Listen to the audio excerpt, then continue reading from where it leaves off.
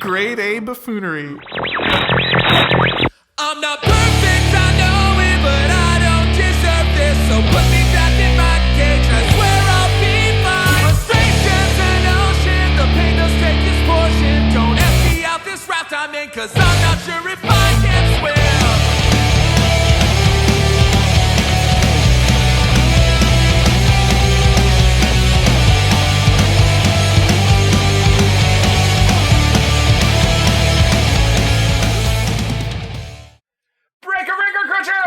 It's Independence Day.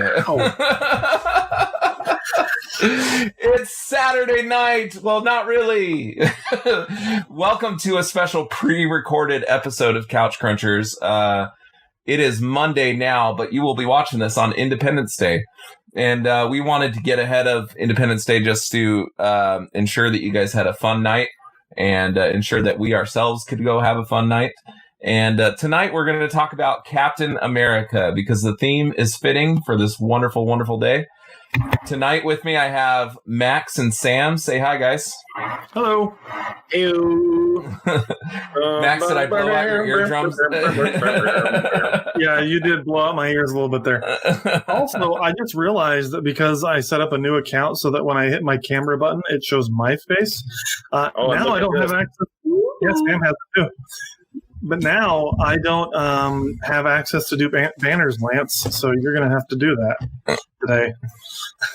Well, before we get into the movie, I just want to know, what are you guys barbecuing for the 4th? I am most likely going to be in the hospital. Oh, yeah? The hospital. Oh, you guys are having So this is going to be the first holiday that this new child ruins. Each kid has ruined some holiday, so I'm just kidding. Oh, yeah. That's funny. Halloween used to be I could still have a hot dog. Halloween used to be for my wife and I to go out and have fun. Now it's all about the kids. Now they're overtaking 4th of July. Every holiday has... 4th of July should not be your child's holiday. That is your holiday. Yeah, but I'm saying I'm going to be in the hospital. How big is your fireworks budget? That's the real question. $0. Oh, boo. One year I did drive down to the New Mexico border over there by Tucson. Okay. And we brought some back with us and had some fun, man. That was... What kind? Were they mortars or were they fountains? They're mortars. Nice. Got some Roman candles, some mortars. Lit them off. Lit them off a little bit too closely to our neighbors' houses. Too close for comfort. That's probably why they're illegal here. Yeah, well, sure. We got that fire at Four Peaks not too long ago. It might even still be going on. I don't think so. Oh yeah, I'm pretty sure you'll get a hefty fine if you're found lighting off fireworks this year with everything going on. But yeah. What about you, Maxie? I know you're barbecuing something good. I wish I was. I am, but it's not for me. So my mother-in-law's having us over to swim in the morning on the 4th, and then my parents always do something in the afternoon. So they're cooking for both of those. But I actually am making a rack of ribs and a small brisket for somebody. They're providing me the meat, and they're going to be giving me... We're doing some trade work. They're going to give me some... meat from a cow that they just butchered. Oh, great. So, what kind of cow is it? I'm in a one that goes Black blue. Angus? Is it a Black Angus? I honestly don't know. I didn't ask. It was a white cow. They named it Molly. Well, that's not a Black Angus then. Okay, have I ever told you guys that my parents growing up, we would have cows and we would butcher them? And there's only two, so it's not like it was all the time. But we named one of them Hans Burger, and then the other one we named Sirloin. Very nice. And now my brother, sister, and another one of my siblings, one of my other sisters, and I are considering going in on a cow together and putting it in my parents' yard. We're trying to decide what we should call it, and it's not as good, but I'm kind of thinking like rib eye. or something like that, but it's just not quite as good as sirloin. Boy, that's really bad. I couldn't think of a good one. We took all the good ones already. How about Mr. T-Bone? Bro, you got to turn your game down. You are loud today. Oh, I got too close. Mr. T-Bone. Mr. T-Bone? That's not bad. That's not bad at all. Yeah, anyways. Well, I am the one that's working towards a marketing degree. That's true. It's true. And I think I am landing on sweet meats barbecue, by the way. I think that's a fun idea. But yeah, that's what I'm doing. I'm going to be making ribs and brisket for somebody and then enjoying some time with family. What about you, Sam? We're going to be grilling some hot dogs. My wife's going to rent one of those big 18-foot blow-up water slides. Oh, and awesome. then we're going to have watermelon and hamburgers. And I don't know if I have a budget for fireworks this year or if it went to the water slide, but usually do have some fireworks. Nice. And I'm thinking about ordering some exotic fruit to have people try and kind of gross them out. You guys ever had durian? Mm-mm. No. It's a kind of a weird fruit. It's sweet, but some people say it smells like farts. Well, that sounds appetizing. Right? Jeez. I thought you were going to say you were going to order some exotic cats. Cats? And be like Tiger King. Oh, no way. This 4th of July, Sam is coming out as Joe Exotic. Oh, man. You know, there is nothing more American than having 2 husbands, a bunch of cats, and going to jail. Did you see that that zoo is being investigated again because they found the cats with like maggots and stuff on them or something like that? Lions. So first off, Carol Baskin was able to seize the zoo in order to satisfy the judgment that she got against Joe Exotic. So she was able to seize the zoo, but no cats, just the land. Yeah. And so now they're going in and they're looking at the cats, and the cats are not doing well under the do-rag guy's control. He's the one who was running the zoo. I don't remember his name. Bill? Jeff, right? That was Jeff Lowe. Jeff Lowe, yes. When he came in, the whole show just kind of took a dump. He's a bag, man. Him and his wife talking about banging the nanny and stuff. Like, you guys are weird. They are so open about it, dude. They're like, it is. But you know what? Like, all of those zoo owners were the same way. It's not like any of them were any different. It's like a rite of passage. Polygamous. But you know what? Like Bill, or it's not Bill Lowe. It's Jeff Lowe. I think I know a Bill Lowe. That sounds really familiar. I know a Rob Lowe. Yes, yeah. Not personally, but literally. Jeff Lowe came off really sleazy about it. But the guy up in, where was he at? The guy with the little ponytail. He's weird. But he didn't come off sleazy. Doc. He came off weird, but Doc, I think is all. You talking about Doc Antle? Yes. Yeah, Doc Antle. He didn't come off as sleazy. He just came off as strange. I think he comes off as sleazy. He comes off as both. I don't know, dude. That dude seemed like a smart dude. They're all lumped in the same category for me. They're all part of the same, cut from the same cloth, as far as I'm concerned. Okay, Doc Antle is just like the fancy version. Here's our question of the week. Okay. If you had to spend one weekend, and not sexual, so don't pull that into it. If you had to spend one weekend with one of the stars of that show, Jeff Lowe, Joe Exotic, Doc Antle, or Carol Baskin, who would it be? Oh my goodness. All right, I'll go first. Oh. Not Carol Baskin, because I want to die. Not Jeff Lowe, because that guy is just gross. Yeah.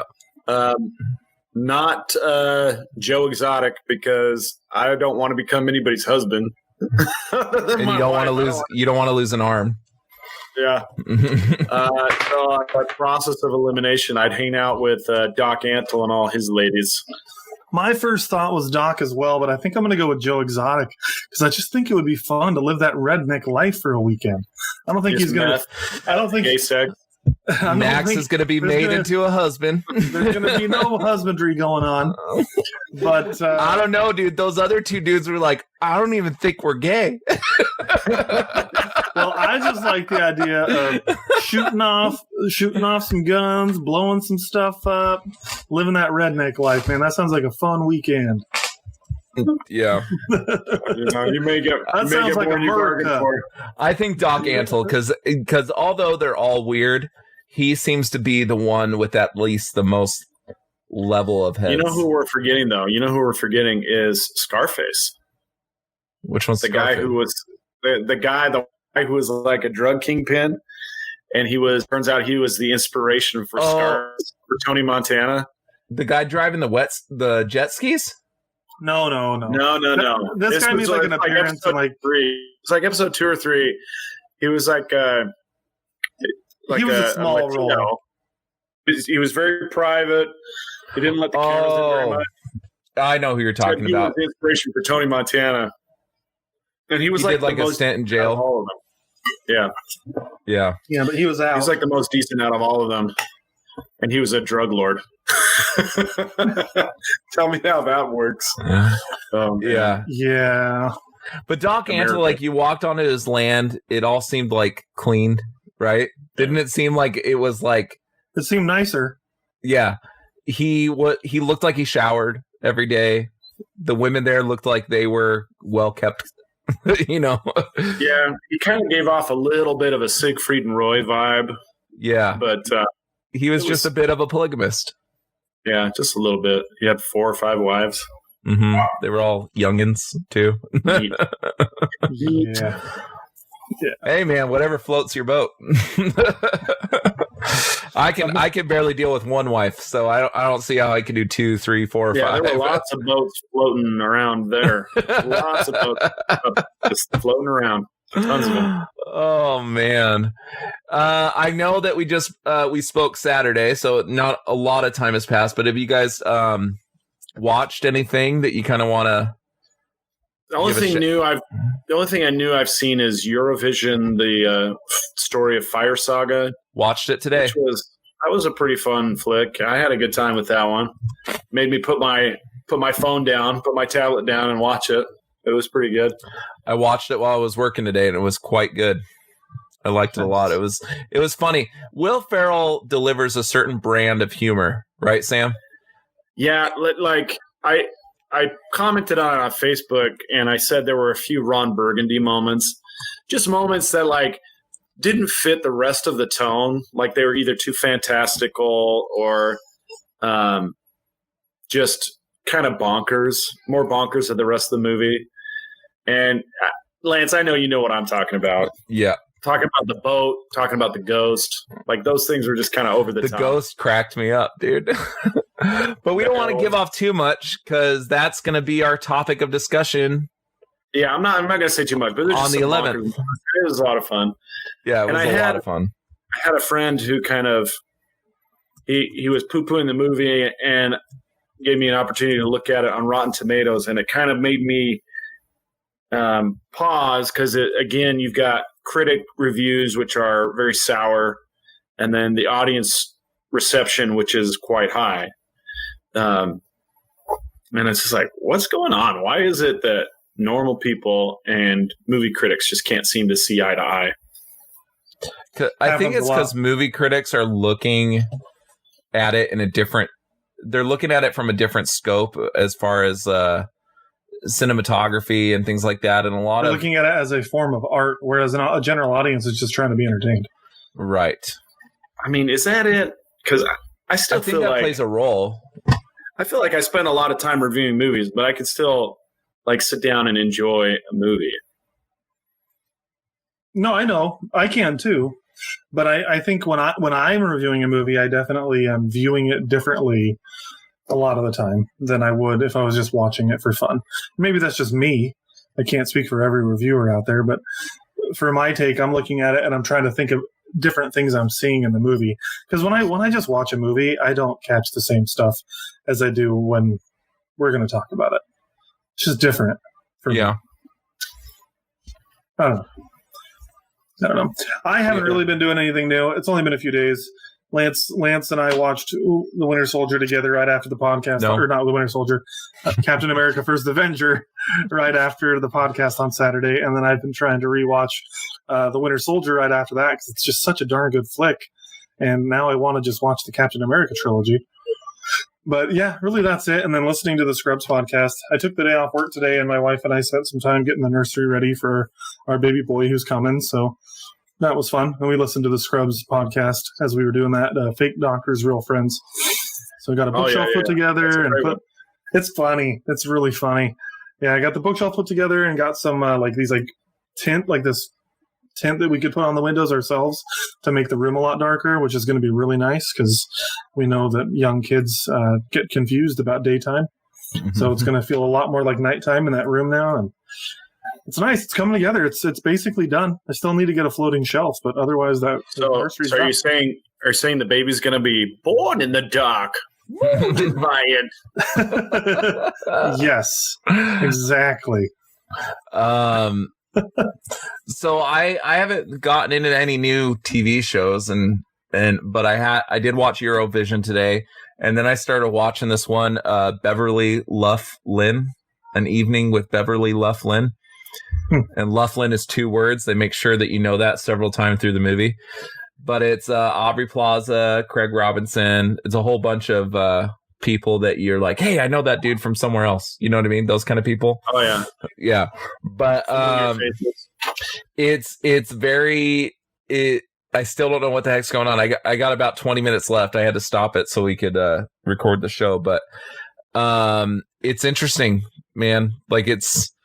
Emil Hirsch is in it, and it seems like everybody has been told by the director to overact to their greatest ability. Like when he talks, Emil Hirsch is a very good actor. Like, he's a very, very good actor. Like when you watch him, what's that one he did where he's in the bus, Sam? When he's in the bus? Into the Wild? Oh, yeah, I think he's in Into the Wild. Wasn't he in Speed Racer too? Yeah, we'll choose to ignore that one, but he's done a lot of Max. He's the one from Freaks. He's the dad from Freaks. Oh, okay, yeah. Yeah.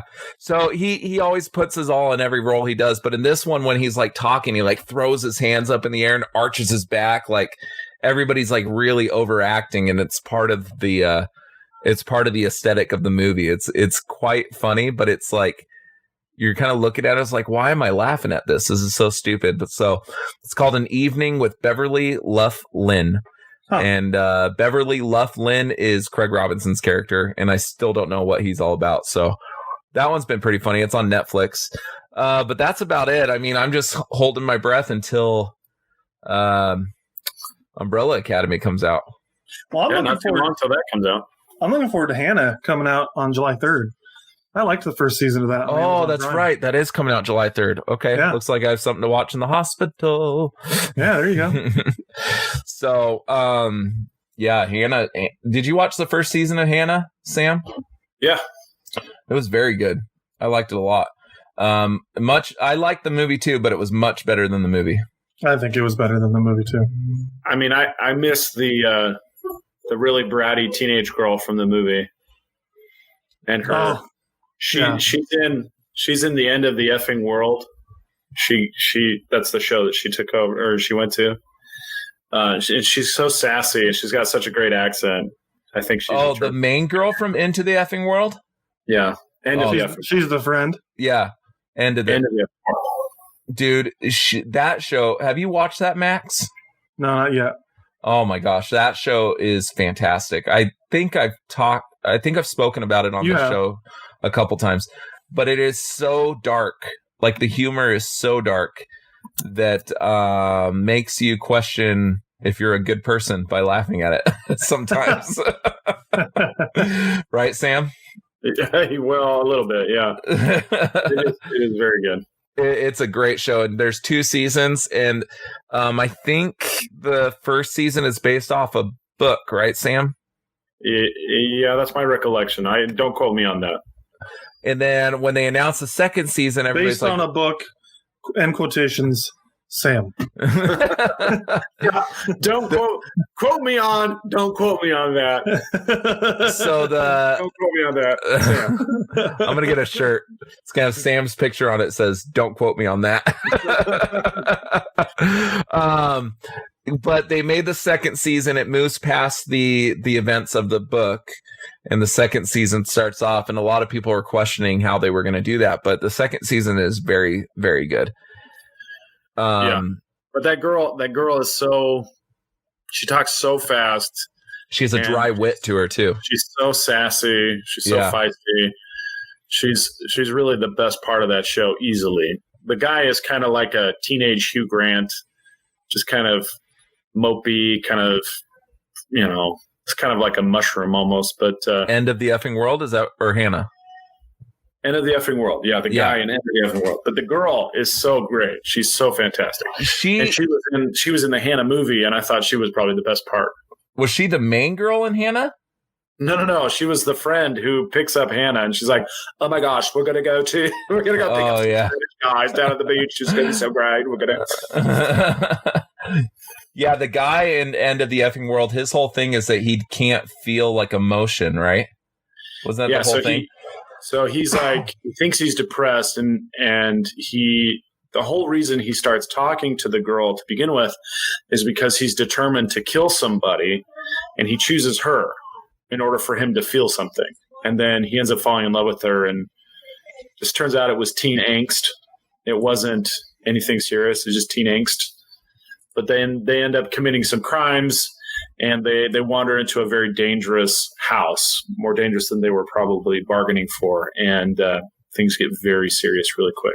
And what's funny, you quickly find out the kid, like, he has all these emotional issues and all that stuff, but he comes from a house where his dad, like, loves him to pieces. Like, he comes from a pretty good house, you know what I mean? And he's just a messed up kid. But his dad's a single dad, and so he's got emotional issues, and his dad is very understanding and very polite, and just kind of like a beta male almost. He's just like very doting and trying really hard to be understanding, but they just don't get each other. Yeah, you should watch that, Max, if you're looking for something to watch. It's not like a post-apocalyptic show. No. From the title, I thought it was. Yeah, the title doesn't really fit the premise of the whole story. Well, except for the fact that he's trying to end her effing world. Well, it's kind of the end of their own effing worlds. You're right. But you understand that after watching it. I always thought, because of the skin, or not the skin, the colors that they use, the tone and everything that they use to film the movie in, makes it look post-apocalyptic. Has like real orange tint a lot of the time and things like that. Like there's moments in the trailer that you think it is post-apocalyptic, but it's not. But yeah, that's what I've been watching. Nice. But let's get into our main topic of the night. I'm gonna close my Netflix here because I was looking at my my just viewed list. so I could talk about something. But did you rearrange in there? No, my desk is just against the window. He moved. Oh, okay. Yeah, he moved the camera. So now the big pop shelf are not straight behind him. Now they're to his right. Yeah, well, the TV. I thought the TV light was lighting the right side of your face instead of the left side of your face. No, it's the TV fan. Okay. The TV's off. Yeah, okay. All right. Yeah. Sorry, I know his room very well, and I'm very familiar with which way he's facing in that room. And I'm like, wait, your TV's to the left side of where you're currently sitting. What's going on right now? I did this because I brought my ottoman into my office to kick my feet up so I could play Last of Us 2 without the desk impeding my TV. Because I needed a full immersion, and I am too lazy to move the desk back. So, but yeah, I think it's a better image for the podcast. I like it. More variety. It's not just a bunch of pops. But my back's to the door, and I hate it. Oh yeah, I know you don't like that. I don't like people creeping up on me. So, But yeah, let's talk about our main topic. So it's when this episode goes live, it'll be Independence Day, July 4th. So we decided to talk about Captain America, the first Avenger. Because one, Captain America is a favorite character of ours, right? He's not your favorite character, but we all like that character very much. And Chris Evans does a fantastic portrayal of that character. And the other thing is, too, I've been saying for a long time that the Captain America trilogy is my favorite trilogy in the MCU. So I'm glad that we're giving it its due justice and we kind of get to pull it apart a little bit. But Sam, let's start with you. So obviously you've seen this movie multiple times. Many times. Mm-hmm. Give me your thoughts. Is it as good the last time you watched it as it was the first time? Did it improve? So I think over time I've gained a greater appreciation for Captain America, the first Avenger. I thought it was very, I would use the word vanilla as far as MCU stories go, because Cap is a character who has very little in the way of character flaws. He's a stand-up guy. He's brave. He tries really hard to do his best, and he's proud of America. And he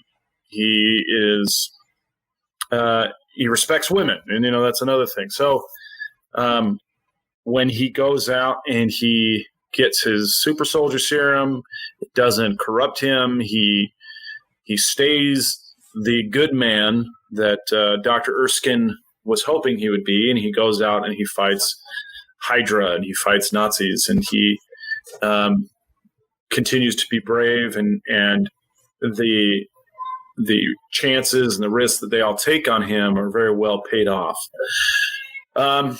And at the time, I just thought that was, that's fine. That's okay. You got Tony Stark, who's battling narcissism and alcoholism, and you've got Thor, who's also, he's immature and he is kind of a warmonger, and they have to overcome some great personality defects before they can become heroes. Whereas with Captain America, it's kind of the opposite. He has these great personality traits, and they lead him into a super heroic figure.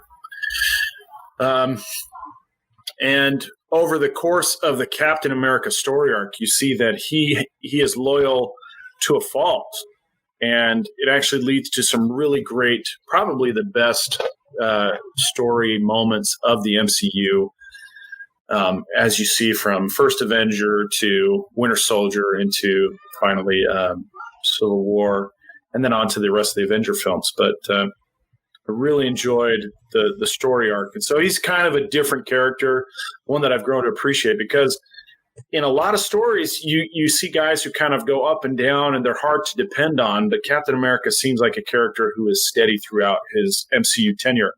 And he was in a movie every year from 2011 through 2019. He was in a Marvel movie? So he was in Captain America, he was in the Avengers, he was in Winter Soldier, he was in Avengers 2, he was in so I don't think he was in 2013. I think 2013 he skipped a year, because Avengers was 2012 and then Winter Soldier was 2014. Let me look it up. Because 2013 was I think Thor: Dark World. Yeah, I think he made an appearance in Thor: The Dark World. He did. Yeah. Which that might have been 2012 actually. No, it wasn't.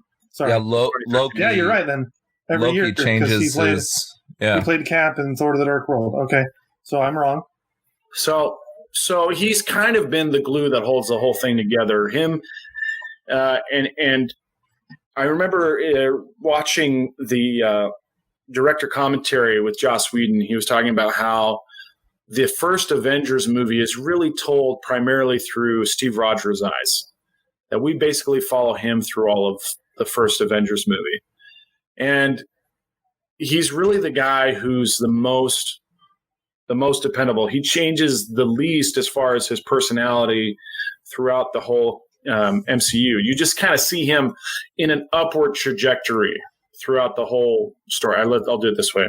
Kind of an upward trajectory throughout his whole MCU tenure. Whereas Thor is the opposite. His is like a downhill trajectory the whole time. He starts at his highest, most triumphant, and he just loses again and again and again and again until finally in Avengers Endgame, Captain America and Thor kind of meet in the middle where they're both wielding Mjolnir, and they've kind of reached an equilibrium between the two of them. So yeah, I've over the course of the movies, I've seen now First Avenger through a different lens, and I really appreciate that movie a lot more, having it been informed by all the rest of them, which is, it's hard to do. There's a lot of characters who get messed up in future iterations or successive iterations, and for example, one that we've talked about several times is the M. Night Shyamalan trilogy of Unbreakable, Glass, or Split, and then Glass. And I think that the first two movies are good. Split, I think, is probably a phenomenal movie.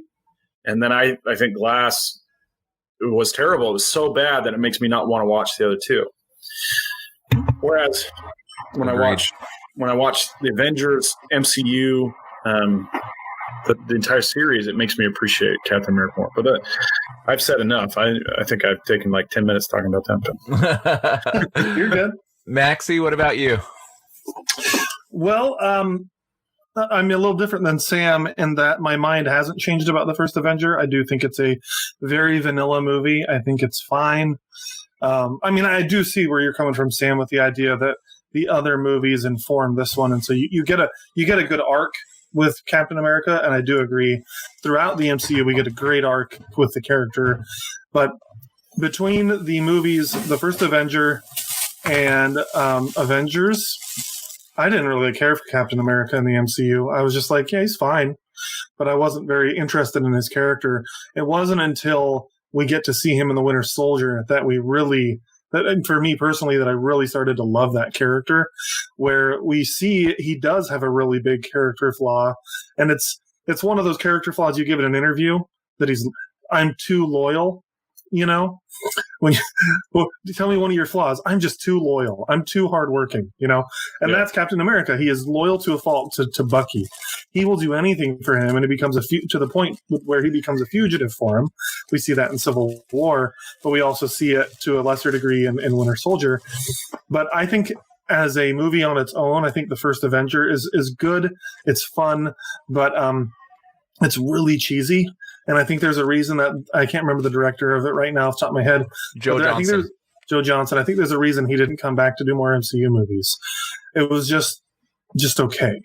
It's not you get Joss Whedon where he did the Avengers and it was just amazing. Everyone loved it. Granted, he didn't do as well with Age of Ultron, but the Avengers was awesome, so he came back. The Russo brothers with Winter Soldier, they brought them back for more and more. Jon Favreau with the first Iron Man, you see what I mean. James Gunn, who they fired and then rehired. Anyway, I just think the movie is just okay. There's some good sequences. I think Red Skull is a fun character. I think Hugo Weaving does a good job. And I love Agent Carter. That's one thing that my opinion has really changed over the years. I didn't care for her much when I saw the movie originally.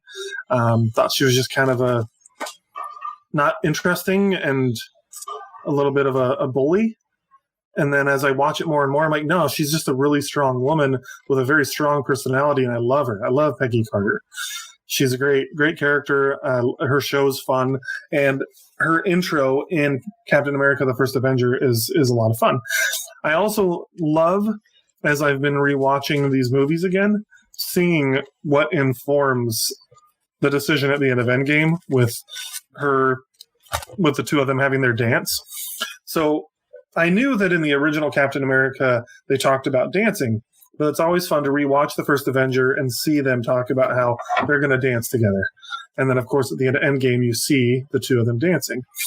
Well, the other thing I really liked is that as I was watching The Winter Soldier earlier today, when Captain America walks into the room with Nick Fury, is in Cap's apartment, the song that's playing on the record player is the exact same song that Cap and Peggy are dancing to at the end of Endgame. And so it's just that's awesome. Kind of fun to see those parallels now that we get to go back. Because I was just thinking about it. Since Endgame's come out, I haven't rewatched the Captain America movies. Not that it's been that long. It's been a years and some change since it came out, which is crazy. As of July 4th, guys, as of the day that this show was airing, it will have been a year since an MCU movie has released in theaters. Isn't that crazy? This is nuts to me. Movies have been coming out so regularly, and now it's going to be a year. But anyway, those are kind of my thoughts on it. It's a good movie, but it's got some really cheesy moments, and Captain America himself isn't very interesting in it. Well, I was looking up because I heard you talking about the cheesy moments and stuff, and I was looking up Joe Johnston's directing history. Yeah. And, after looking at the movies he directed, I'm not really surprised that the first Avenger turned out the way it did. I mean, he did Honey, I Shrunk the Kids. He did The Rocketeer, which this has a lot of Rocketeer vibes. He did The Page Master, Jumanji, Jurassic Park. Jumanji's good. Yeah, but Jumanji still has... Yeah, it's wholesome. Yeah. He did... let me see, what was the other one? October Sky. So he kind of had... Yeah, he kind of has this wholesome feel to him. I mean, he's done a lot of kids movies and stuff like that. He did the Nutcracker in the Foreign Realms, which was awful, but my daughter really loved that one. And he did some Indiana Jones projects as well. The Young Indiana Jones. He did. I thought he did one of the movies for Indiana Jones, but it doesn't look like that. But it's very consistent with the vibe they were going for. And I wonder if maybe that's where they messed up a little bit by choosing somebody to do that wholesome approach. I know we saw with Man of Steel, and you could say that Superman and Captain America are very similar type characters as far as their moral compass and things like that. And we saw what Zack Snyder tried to do with Man of Steel and try to give this gritty sort of reboot. And because Superman is one of those characters that doesn't really have flaws like that. And they kind of had to give him some flaws in that movie to make him not seem so true and just. I think that's why that Zod scene exists, right? To try to make him more human. Captain America at times seems not human, right? He seems just too good to be true. Now we see his arc, to Sam's point, through the MCU helps us understand that first movie a little bit better. He always has that moral center that he adheres to, but we see him become a bit more hardened as well. We see that in Infinity War specifically, this hardened exterior where he kind of goes into hiding, and he beats the crap out of Iron Man in Civil War, right? Yeah. Tony Stark was his friend too, but he's going to beat the crap out of his friend to save this friend. I mean, he's made some mistakes, but Captain America has always been one of my most favorite characters, just because of the portrayal Chris Evans gave him. I think Chris Evans is as Captain America as Robert Downey Jr. is Tony Stark. Is just one of those castings that you can't imagine anybody else in the role. You don't want to imagine anybody else in the role. He just does. Yeah. He adds so much depth to the character, a character that doesn't have a lot of depth, right? I mean, the idea of Captain America and what comes off the pages, like it's hard to add depth to a character like that, right? And Chris Evans does a fantastic job at it. Yeah, Evans is perfect for the role. I can definitely agree on that. I think he did a stellar job, and I know he says he's done, but I would not mind seeing him do some degree of Captain America in the future in flashbacks or something.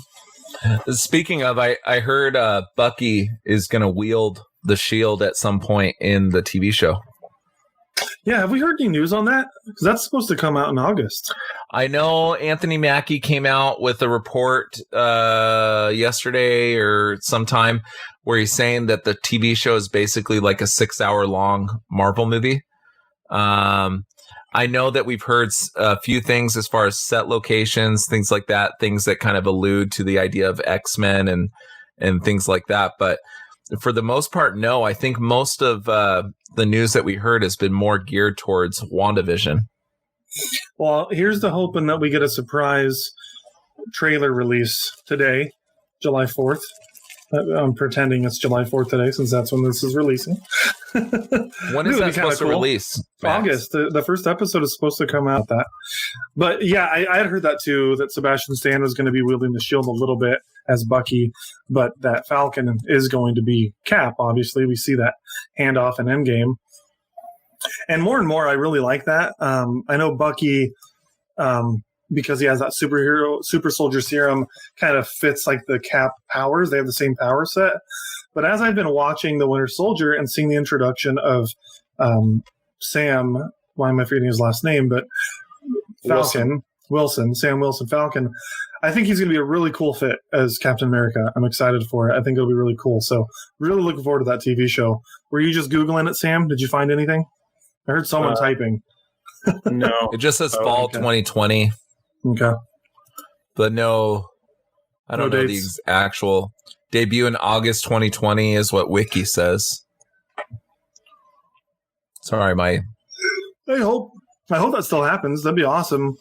That's been the nice thing. A lot of the TV shows have still been coming because a lot of the filming's been done. It's movies that are being delayed, which now that Arizona has pushed out movie theaters opening, I imagine Tenet is probably going to be pushed out even more, at least in Arizona. I don't expect that movie's coming out until maybe September. They won't release it in some states and not others. They're going to release it. No, I don't think so either. They're going to want the whole country open before that comes out. Yeah, but my only fear with Anthony Mackie as Captain America is the fact that he has no superpowers. Yeah. I mean, Captain America, his it was more than just the shield that he carried, right? It was his super strength, and he had some healing factors as well, too, right? I think in the show they give him. Well, it's the fact that in frickin' Captain America: The Winter Soldier, probably my favorite action scene in that movie is Captain America is capable of riding a motorcycle, chucking a shield at a helicarrier, jumping up into the air, grabbing the shield, chucking it around in circles to break the helicarrier, and slamming it in to freaking take the whole thing down. You know what scene I'm talking about in The Winter Soldier? It was one of the coolest scenes, man. And Anthony Mackie can do that too, but not in the same way. He'd have to use his wings. And is it going to be a winged Captain America? I think that's what it is in the comics, right? He kind of is Falcon. I don't know. I'm not familiar with Falcon as I'm pretty sure he is similar to Falcon, but wielding the shield. So I think that's what we're going to see. You guys are overlooking something, which is they may not have any super soldier serum available, but they certainly have steroids. Well, true. So Chris Evans definitely took those for the role. He can do steroids if he needs to. So we're gonna have a scene with him injecting stuff into his legs and then beating his girlfriend. Is that gonna happen? What, you want him and Sebastian Stan to fight? Or he walks into a Taco Bell and orders a taco with no lettuce, and they give him lettuce, and then he just kills everybody in the whole store. I said no lettuce. He said, "I want a liter of cola." Are you guys familiar with Super Troopers? Oh yeah, I've seen it, but yeah. So my dogs decided that they get to come in now. If I don't lock the latch on my other door, they can just push their noses right in. It used to freak me out. I'm like, who the heck's coming into the room? That's exactly why I don't like my back towards the door. Yeah, I get it. Luckily, in this case, I could see it opening in the camera. I was in it. What is going on out there? I was in a meeting with my boss today, and my daughter just walks in. Hi, Dad. And I'm like, and she brings me my wallet. I was like, how do you have this? Well, right now, I'm sure your boss probably just thought it was funny. Oh, yeah, my boss is. I mean, shoot, we got child bombed by Brooke, Sam's little girl, on the podcast last time. That was fun. Yeah, that was fun. My daughter came in shortly after too, right? Yeah, that's true. And then your wife had to pop in just like mine did. All right, I want to push back on you guys a little bit. So Captain America kind of represents a hero of the golden age of comics, right? Mm-hmm. Yeah. And so his personality is stubbornly moral, right? He's honest, he's loyal, and he's stubbornly so. And I like that about Captain America. You guys said it led to a vanilla movie, but I think it's setting up. Well, I also did say that, but I'm saying, looking back at it now, it's better now because you see that personality, that stubborn, moral personality gets tested. And he had, especially in Civil War, where he's having that conversation with Tony Stark about how he wishes he could just turn the other cheek or do something different when he sees a situation pointed south, but he can't. I'll be right back. So tell his kids to shut their mouths. That's what he's going to do. Or he's going to go get more snacks. ASMR, Lance chewing. But yeah, so he has to really hold on to his morals, especially in Winter Soldier when all of S.H.I.E.L.D. turns against him. Like, that's a tough situation. Yeah, it is. That's very tough. And then in Civil War, you've got it's basically a fight between his two best friends, and it's very tough. And he absolutely. has to, yeah. No, I agree. Stay. I'm just saying, if I look at the first Avenger as a sole movie, it's bland. But if you look at the overarching MCU, then yeah, I think it's great. I love Captain America. I mean, he's back here on my wall as one of my pieces of art. I love him. I think he's a great character. But what I really like is kind of his naivete at that point, right? Yeah. He doesn't even know what fondue means, right? Yeah, that was pretty funny. So he's got this kind of boyish charm, this naivete, and as he gets older, he learns more about the world, but at the same time, he doesn't let go of the morality that he developed in the first movie. And, absolutely. You see him in Captain America. Really yeah, you see him kissing Black Widow and like how it makes him blush, and that's the weirdest thing ever. And having to lie is very difficult for him. And yeah, I love it. Language and Age of Ultron, absolutely. And I love that about his character. I'm just arguing that if you're looking at Captain America's arc as a 3-part arc in his movies, his first act is boring, is all I'm saying. Well, and see, I brought up this point to you when we were watching it, right? Wonder Woman seems like a direct ripoff of I love America. Wonder Woman. But Wonder Woman's ending is by far worse than this movie. The fight scene with the god at the end, with the God of War, is awful. Oh, I love it. It's awesome. No. I love it. You are in the minority. Most people said that they hated that scene. But Wonder Woman turned out awesome, but it borrowed a lot of the same things that it hits a lot of the same beats. Yeah. Yeah. Sure. But I would argue that the end scene between Red Skull, Captain America, and him flying that plane into the ice is a far better ending than Wonder Woman. Flying the plane into the ice is a cool scene. The actual confrontation between Red Skull and Captain America, I think, is not interesting. It's not a very particularly good fight or confrontation.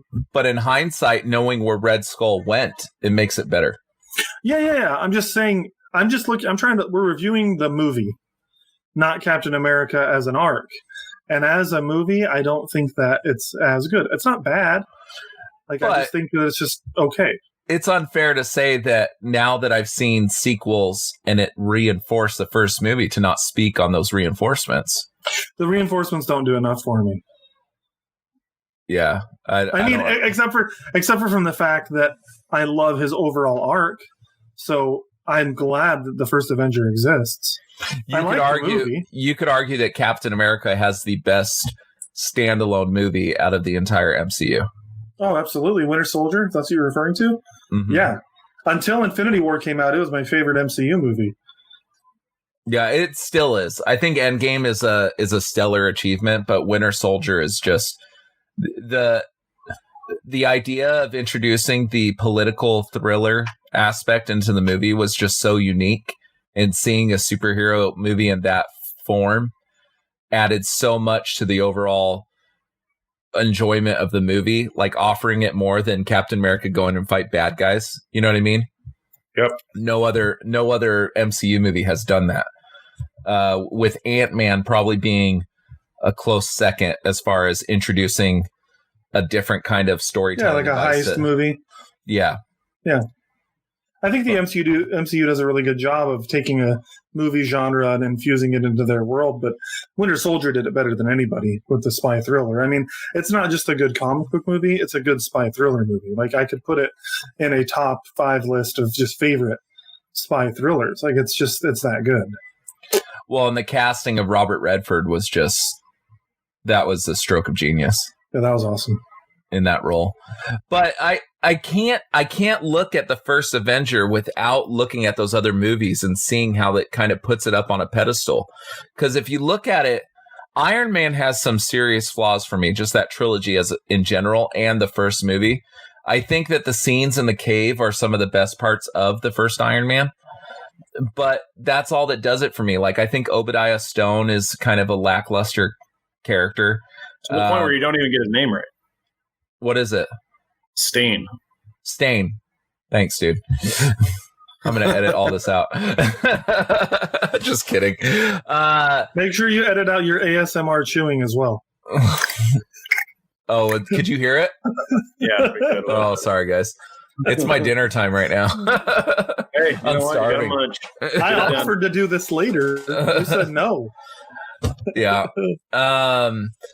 No, the villain in that movie is lackluster. Like, he's just, I mean, his death, the fight scene. I mean, what's the Warmonger? Is that the suit that he wears? It's Warmonger, right? Warmonger. The most interesting parts of that movie is the cave scene when he's building the suit. And then you have Thor, which I know Sam's a big Thor fan, but you could argue that Thor's intro, I mean, had a lot of issues. I mean, they bleached the dude's eyebrows, for Pete's sake. Yeah, I mean, that was a mistake.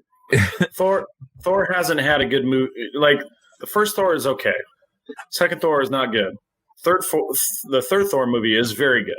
Yeah, I love the third Thor movie. Ragnarok is a great movie. But then the Incredible Hulk, they completely just kind of ignore that from the entire MCU in general, right? Yeah, but they have to. From it. That's a legal issue. Well, I mean, they borrow some characters from it. I mean, the General is in it. They're talking about bringing Liv Tyler back as Betty Ross. Yeah. Right. But the thing was that Universal wouldn't let them do a standalone Hulk movie. Right. Hulk has to be featured.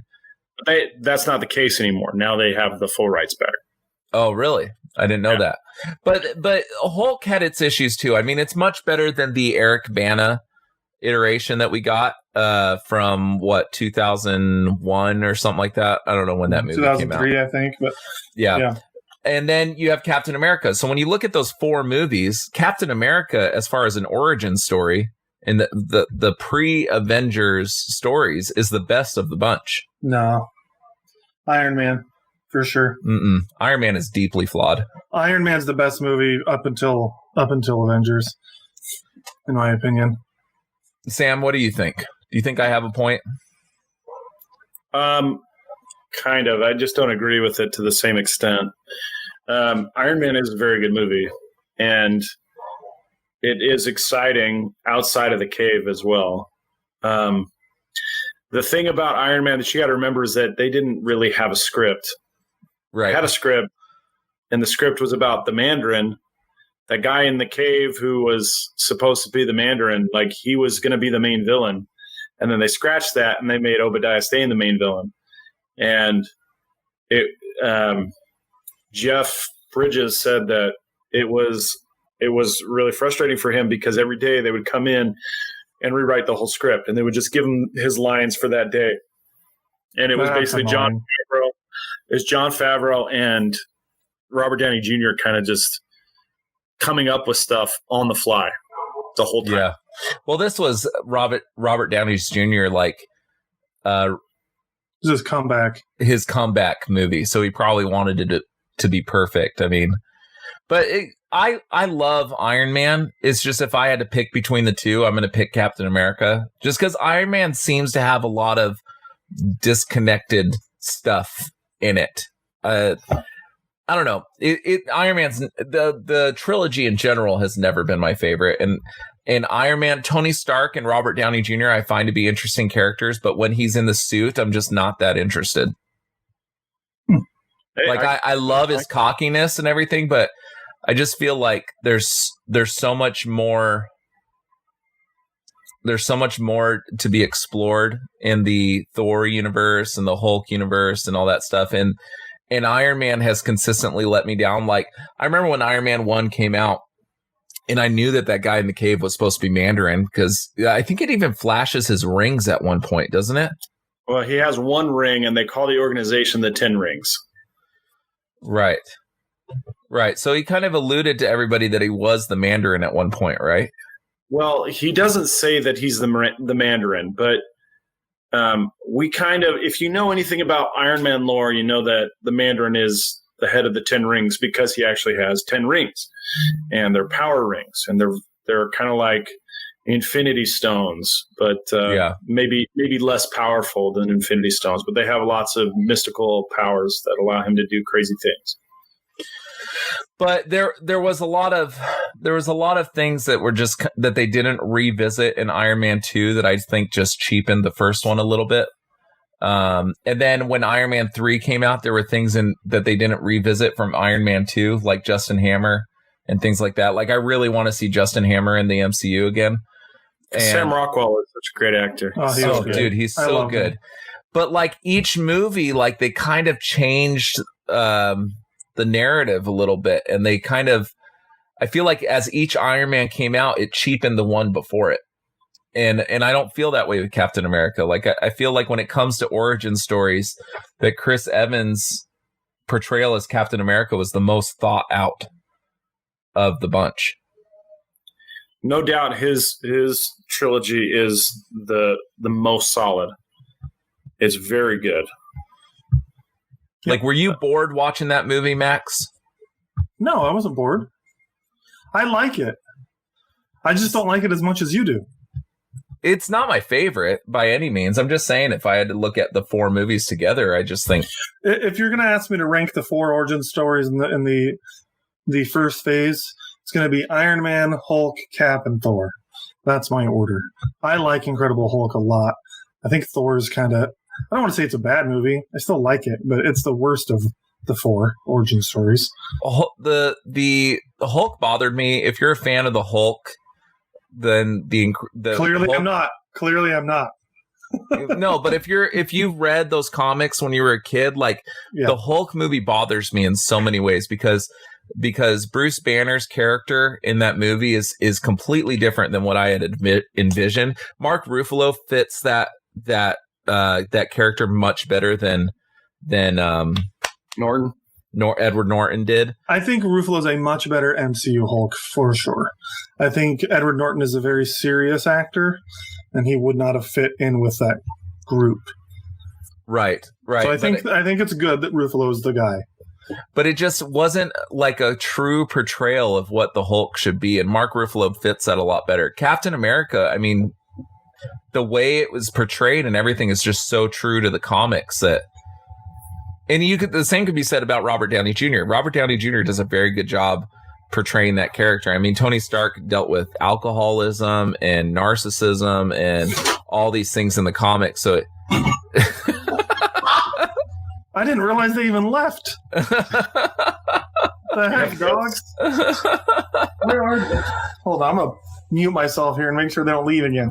Do you see what I'm saying, Sam? I know that I can't convince Max because Max just likes bad movies, but now that he's not here, I can say that. So I think the Hulk's outing as Edward Norton, it suffered primarily from too many villains. There was like a lot of stuff going on, and the narrative wasn't real straight. It wasn't real clean. So I would say that if I were ranking them, I would probably say Iron Man's the best, then Captain America, then Thor, and then Hulk. Yeah, that's I switch Captain America and Iron Man for me, and that's my list. I thought Thor was very fun. One of the best scenes that I've ever seen Thor do is where he takes that coffee cup and he slams it to the ground and he's like, another, Another. I'll have another. You know what I mean? That's a fantastic line. But the villain in Thor is the part that bugs me, where with that big machine that's blasting the light. Well, the villain's Loki, but like it just wasn't formidable. Like that machine just felt kind of cheap. You know what I mean? No, dude, the worst part of the first two Thor movies is his relationship with Jane Foster. That's the worst part. That's true, too. Well, Jane Foster is also like, she's kind of panting all the time. Have you noticed that, Natalie Portman, in those movies? Like, she does a lot of, like, sighing. like, she's just, like, real kind of dopey, the real, like, dweebish, and I just don't get why Thor is all that interested when he's got the Lady Sif kicking butt right next to him the whole time. Oh, let's not even mention Kat Denning. Yeah, I mean, there's just like, he picks the tiniest, mousiest of all the ladies that he encounters to fall in love with. It's like, what? I mean, Kat Denning in that movie, I forget the name of her character in that Darcy. movie. Yeah. She's kind of ditzy a little bit, but she's the humor. Her and Thor are the best, as far as humor is concerned, the best parts of that movie. Like, her one-liners are so on point, dude, that it's in typical Kat Denning fashion. If you've seen Two Broke Girls or Nick and Nora's or something like that, like, she has a sarcastic way of delivering a line that just makes you fall on the floor. Natalie Portman's just bland. I'm super nervous about her taking on the hammer. Like, if they make her the focal point for a few movies, I don't think those are going to be very good.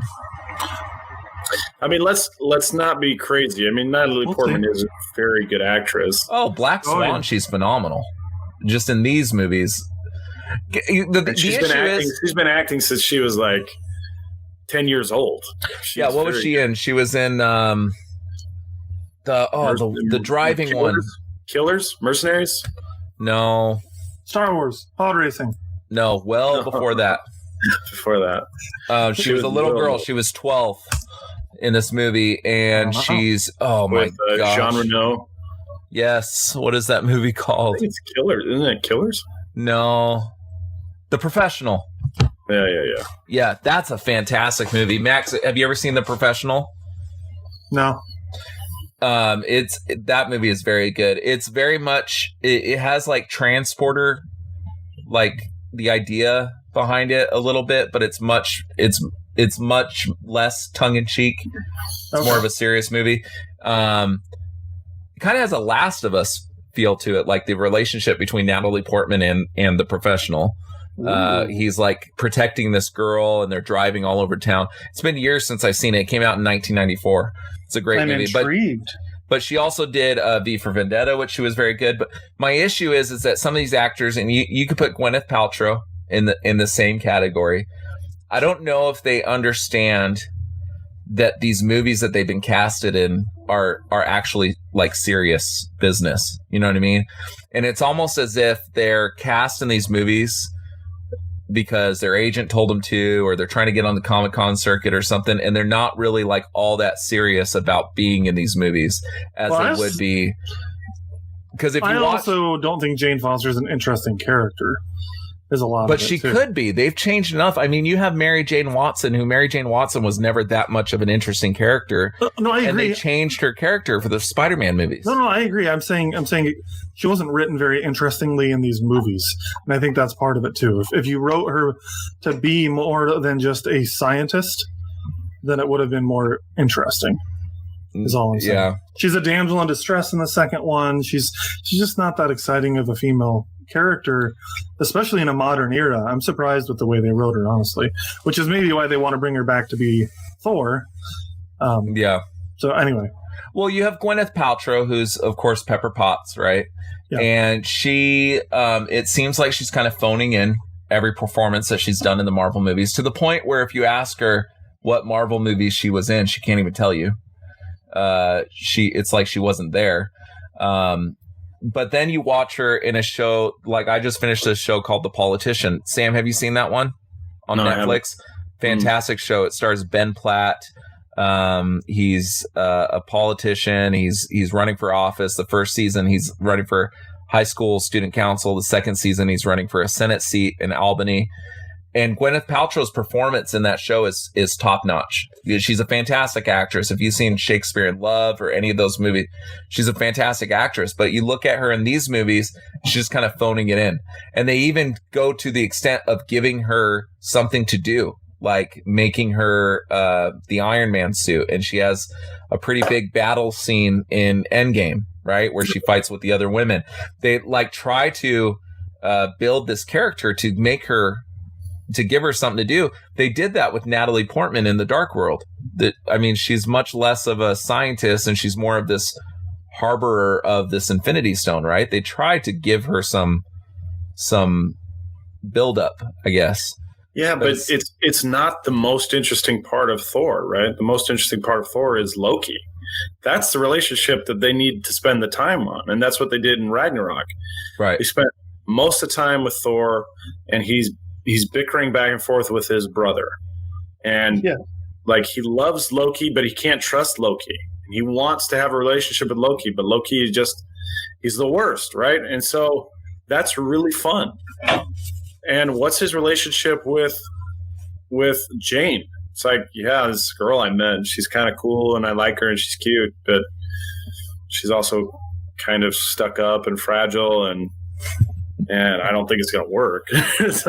Ragnarok just did a whole lot better. I mean, Valkyrie is a more interesting character than Natalie Portman. Or Jane Foster. Yeah. Ragnarok is like essentially a Thor reboot, and it was wonderful. I'm glad that that Chris Hemsworth hasn't bowed out of the MCU yet, because I love him. He went from my least favorite Avenger to my favorite Avenger in the MCU, and I just want to see more and more and more. He's awesome, especially now that he went to be a fat guy. Finally, a hero I can relate with. No, my favorite Avenger is Spider-Man. Will always be Spider-Man, no matter what. Okay. Yeah, he's been my favorite since I was 4 years old. He will always be my favorite. I get it. And I really hope Chris Hemsworth sticks around because I love him, and I would love to see Chris Hemsworth be like there 5-10 years from now when we finally have the X-Men, or at least characters from the X-Men in the Avengers, and you have Thor as Chris Hemsworth alongside whoever Wolverine is, and Cyclops and Jean Grey and other Avengers. Like, I think that would be so cool. I really hope that happens. I think Chris Hemsworth would keep coming back as long as they'll have him, much like Robert Downey Jr. would have, but his paycheck started to get too big.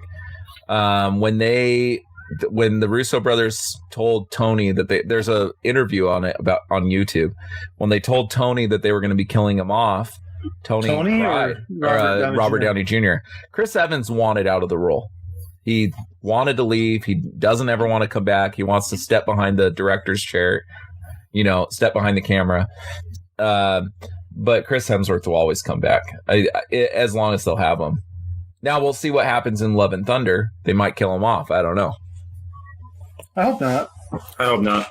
I really want to see why they're even giving the hammer to Jane Foster. I don't. Well, it happened in the comics. I think it's an art. It did happen in the comics, missing. But it also fits with the same trajectory, right? So he's lost everything, right? He's lost his family. He's lost his home. He's lost his people.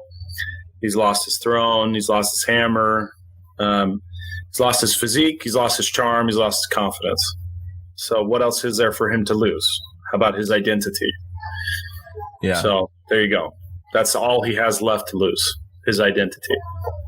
And they're going to give it to Jane. And who worse to give it to than his ex? Yeah, exactly. His ex-wife, his ex-girlfriend took the identity in the divorce. You know what would have been a cooler movie? Instead of giving it to Jane Foster, give it to Star-Lord. Oh boy, that would be pretty funny. Actually. And really raise that beef to a whole nother level. I don't think Star-Lord will ever be worthy. Or Drax. Oh, how bad do you want to see Drax wielding the hammer? Gosh, now I want. He's like, I'm invisible. Oh no! I want to know why is Thor, not just who and what is Thor, but why is Thor? Why is Gamora? Right? Exactly. I for a second I had no idea what you were talking about until Sam said that, and I remember.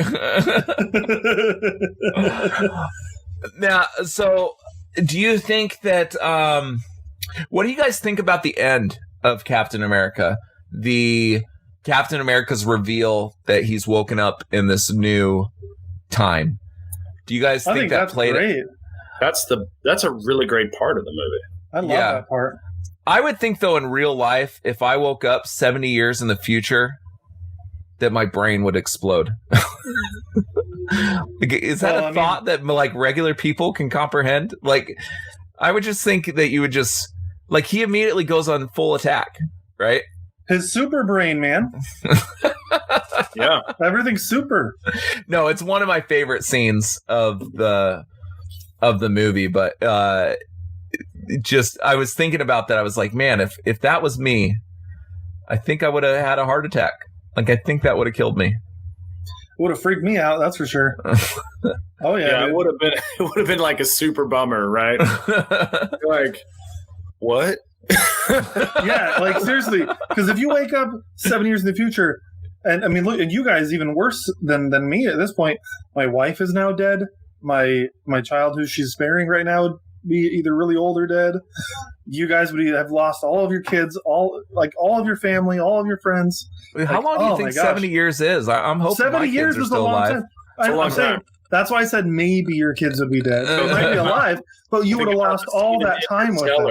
Think about the scene in Interstellar where Matthew McConaughey finally gets back to see his daughter. Yeah, and she's an old woman in a bed, which is super sweet, but also so sad. It's really he sad. Lost all that time. He lost all that time there. That would be awful. Yeah, I that puts a new perspective on Captain America. I hadn't really thought about that as much. What? You're telling me it's 2011? What? Which is what makes it so sweet when he goes back to the past and he gets to live his life unknown. He always wanted to live that life that he was due originally, and he got to, and I love it. Yeah, he never really did fit in the future. You know the part that bums me out the most? The beginning of Endgame when he shaves off his beard. Yeah. His beard was great. Such a great beard. That beard. You could argue that was better than Thor's beard. Well, let's not be crazy. Dude, when he comes out and he has that like shield sword thing and he comes out from the shadows of the subway. Oh man. You're like, holy crap, this dude's gonna kill everybody. Like no, it's awesome. I agree. I mean, they bleached Thor's beard in the first movie. They made a lot of missteps with Thor's hair colors. I'm ragging on that movie. I had a lot of fun with that movie with Thor. They fixed it. They fixed it. They did. I think there was a thing that came out a few weeks ago about Chris Hemsworth talking about them bleaching his eyebrows. Yeah, on YouTube or something like that. It's so funny. Until this moment, I didn't realize that until you said it like 15 minutes ago, Lance. But I always thought something looked so weird in the original Thor compared to the others. I was like, he looks like an albino with a beard. Yeah, why does he look so odd? And that's why they bleached his eyebrows and everything else about him. So my brother's ex-wife, and I don't care if she hears this because I hate her, but my brother's ex-wife, she dyes her eyebrows and bleaches them and does all this crazy stuff to them. And she looks like a cartoon. Like, that is just something that nobody should ever do, is bleach their eyebrows. Well, there you go. You want to look like the Captain Crunch. I heard it here for cartoon. Cartoon. Yeah. All right. Here's a quote. You look like a cartoon, Lance. Yeah, Unless and you Max can did. send that to her. I don't care. You can snippet this part of the video out and send it to her. No. Not doing that. No. So, do you guys have any other thoughts you want to give on this movie? I know we started delving into some of the other movies within the MCU, but I know, and now you guys are making me want to review all the other MCU movies. I just think it's important to kind of view it in the light that we are now, at the end of the Infinity Saga. And he kind of kicked off the beginning of the Infinity Saga because it was the first appearance of an Infinity Stone was in Captain America. Yeah, that's true. Well, that's not true. It was in Iron Man. The Tesseract is in Iron Man. That's how he powers all of his designs. But What? Well, I don't think the actual Tesseract is in it, but that's how like the arc reactor is powered by the Tesseract. That's not true. That's not true at all. I'm pretty Those sure. coils he makes in the cave. Okay. He builds those coils, You're right. right? And it makes that big one, and then the whole like, you said this to me while we were watching the movie, and I was just kind of like, okay. No, I'm wrong. Well, the reason I said it is because the Hydra weapons have the exact same sound as Tony's weapon, like his Iron Man. Like it's the same sound. Right. And so I was like, oh, the arc reactor is the Tesseract, huh? You're right. I'm wrong. Sorry, guys. All right. Ignore me. Time for some headcanon. Okay. The Hydra weapons are powered by the Tesseract, right? Yes. And the Tesseract is the Space Stone. And when you get shot with a Hydra weapon, you vaporize, right? Well, what if they're not being vaporized? What if they're being teleported to random spots in the universe? I think they're all on Vormir. We just only see Red Skull. They get zipped to random parts of the universe. To Ego. What's Star-Lord's Ego. planet? Ego. That's funny. It does kind of look like that, though. Like they just kind of got zipped right out of space, huh? Yeah. But that's funny.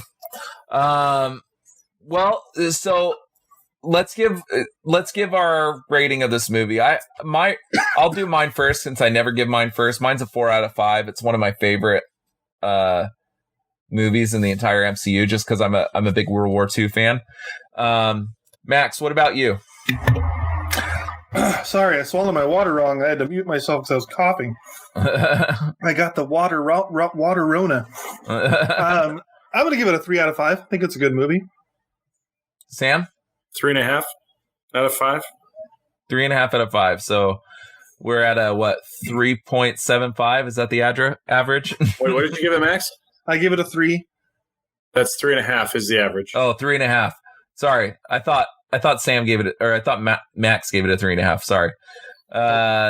So yeah, it's a good movie. I think it's a worthy addition to the MCU. There's definitely better ones to follow, but I mean, this was our first, this was the first movie before the Avengers movie. Like it kind of set that whole thing off, as much as Iron Man did, but we kind of really got to see what this world was going to look like. It was our first complete picture, I think. But there was one thing I wanted to tell you. First of all, something I found during my research as we were talking about Chris Evans and him being in Marvel movies every year for that, what was it, 8 or 9 years or something like that? He was not in 2017. Yeah, he was. I just saw it. There was Thor, Guardians 2, and Spider-Man Homecoming. He's in Spider-Man Homecoming? Yeah, he does the PE video. Frick, man, you guys got me. All right. So what were you going to say? You should really look at IMDb before you try to get us in a gotcha moment. I have been wrong so many times today. Objection, Your Honor. Because we're podcasting on a Monday. I'm better on Saturdays. So it was something I found while I was looking that up. So they're making a Little Shop of Horrors remake with Chris Evans in it, and Scarlett Johansson's going to play Audrey. Taron Egerton's going to play Seymour. I'm trying to remember. Chris Evans has to play the dentist. I hope so. That's is the dentist's name Oren? I'm not sure. Did you know that Chris Evans' dad is a dentist? Really? I did not know that. So he has to play the dentist. I'm trying to think because it says Chris Evans is playing Oren Srivillo, however you say that. But I don't remember. All I remember from I just watched it last week, the old one with Rick Moranis. So the middle one. They had an older one than that. But I don't remember the dentist's name ever being said, except he's the dentist. I'm not sure. I mean, we can Google it. It's Oren Scrivello. Yeah, that's the dentist. Okay, so he is playing the dentist. That's awesome. That's perfect. So I'm excited about this, dude. Little Shop of Horrors is one of my favorite, I guess you'd call it a musical. It's one of my favorite musicals ever. It's absolutely a musical. I didn't know this. That's really cool. I'm excited.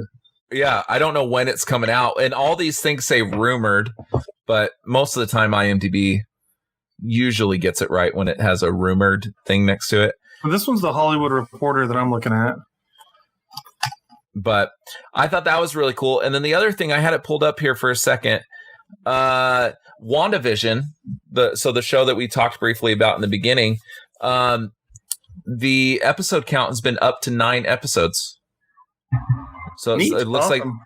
It looks like they're getting an extra episode. So that was it.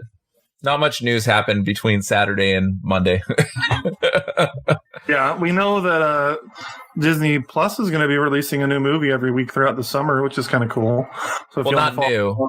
Not a new movie, but like something new is coming to Disney Plus every week, which is kind of fun. Could be a fun thing if you guys are bored. Every Friday, watch the new Disney Plus release. There's some good ones on there. There's X-Men, Days of Future Past is going to be on there. Incredibles 2. There's some good ones, but I think that brings us to the end of our show. Not much news to go through. So follow us on Facebook, Twitter, Instagram. Check us out. Next week, if you want to chime in the chat, better check out Eurovision, the Fire Saga on Netflix. That's what we'll be talking about. And I have a very fun, actually, I'll show it real quick. A very fun show card that I made of these gentlemen here. Let me see where it is here. Well, it's probably going to need to be updated because Tyler's coming on. But let's see the work in progress. Tyler can be lion loving. I haven't seen it yet, so I have no idea what that means, but it sounds good. Oh, yeah. Kind of jealous that you get to be Rachel McAdams, though, Max. I'll take it. Oh, that's a good one. I love it. I was really proud of this one, I gotta say. It's easier when there's just 2 people. You can have a lot more fun with it. Trying to fit 4 faces on here can be difficult sometimes, but... Well, you gotta put Tyler in the background as like kind of like a shimmering singer in the back with a cowboy hat on, like that meme. Yeah, you see? I'll add him right here. I'm gonna get Dan Stevens' body with that like shirtless vest and put Tyler's face on top of it. So the movie is very funny. It's it reminds me of like Blades of Glory and some of those Anchorman, some of those older Will Ferrell movies that before he started churning out the same old crap. I guess you could say. But Netflix, I think, is doing a really good thing for some of these comedians' careers. I mean, Adam Sandler's kind of had a resurgence a little bit. But check out Eurovision. We're going to be talking about that on July 11th with Tyler, Sam, and Max. And Travis, too. I need to add Travis to this. So Travis said he will be on as well. So... And then check out the blog, couchcrunchers.com. There's new articles going up all the time. And then, am I missing anything? No, that's pretty much it. That's it. So until next time, keep on geeking on.